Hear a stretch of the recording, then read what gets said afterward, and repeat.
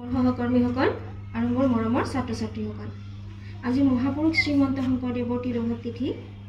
সেই বিষয়ে অলপমান সকলোৰে আগত দুআষাৰ ব্যক্ত কৰিবলৈ আগবাঢ়িছোঁ। মহাপুৰুষ শ্ৰীমন্ত শংকৰদেৱ আছিল একাধাৰে সাহিত্যিক, নাট্যকাৰ, সমাজ সংগঠক, অভিনেতা, চিত্ৰকৰ। মহাপুৰুষ শ্ৰীমন্ত শংকৰদেৱৰ জন্ম হৈছিল 1449 চনত নগাঁৱৰ বৰদোৱাত। তেখেতৰ পিতৃৰ নাম আছিলে কুসুম্বৰ ভূঞা আৰু মাতৃৰ নাম আছিলে সত্যসন্ধ্যা। নিচেই সৰুকালতে তেখেতৰ পিতৃ মাতৃৰ বিয়োগ ঘটাত বুঢ়ীমাক খেৰসুতীয়ে তেখেতক অশেষ কষ্টেৰে তুলি তালি ডাঙৰ দীঘল কৰিছিলে। মহাপুৰুষ শ্ৰীমন্ত শংকৰদেৱ সৰুকালৰে পৰাই বৰ সাহসী আছিলে। ভৰ বাৰিষাত ভৰালুইত সাঁতুৰি পাৰ হৈ তেখেতৰ সাহসৰ পৰিচয় দিছিলে। শংকৰদেৱক 12 বছৰ বয়সত বুঢ়ীমাক খেৰসুতীয়ে গুৰু মহেন্দ্ৰ কন্দলীৰ তলত শিক্ষা লাভ কৰিবলৈ প্ৰেৰণ কৰিছিলে। তেখেতে তললৈ গৈ অ আ ক খ শিকিয়ে আকাৰ ইকাৰ নোহোৱাকৈ এটা পদ্য ৰচনা কৰিছিলে, আৰু সেই পদ্যটো হৈছে কৰতল কমল কমলদল নয়ন। এই পদ্যটোত মহাপুৰুষজনাই ভগৱান শ্ৰীকৃষ্ণৰ বৰ্ণনা কৰিছে।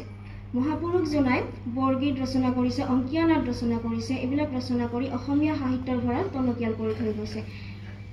তেখেতৰ এবাৰ এজন শিষ্যই তেওঁ ৰচনা কৰা বৰগীতসমূহ আওৰাবলৈ লৈ যাওঁতে বনপৰা জুইত পুৰি নষ্ট হৈ গৈছিলে। সেইকাৰণে মনৰ দুখতে গুৰুজনে আৰু পুনৰাই বৰগীত ৰচনা নকৰিলে। সেয়েহে তেখেতৰ ভণিতা থকা মাত্ৰ 34টাহে বৰগীত পোৱা গৈছে। ইয়াৰ উপৰি তেখেতে পত্নীপ্ৰসাদ, কালীয় দমন, কেলিগোপাল, পাৰিজাত হৰণ, ৰুক্মিণী হৰণ আৰু ৰাম বিজয় নাট নামেৰে কেইখনমান অংকীয়া নাট ৰচনা কৰিছে। ইয়াৰ উপৰিও তেখেতে আখ্যানমূলক ৰচনা, তত্ত্বমূলক ৰচনাও গ্ৰন্থও ৰচনা কৰিছে।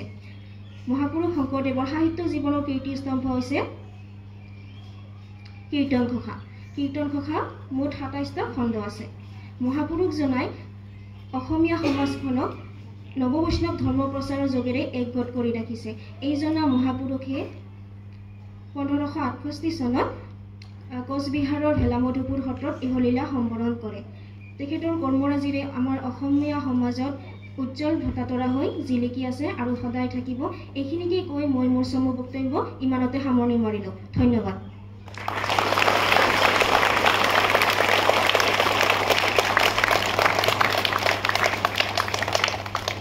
Thank you.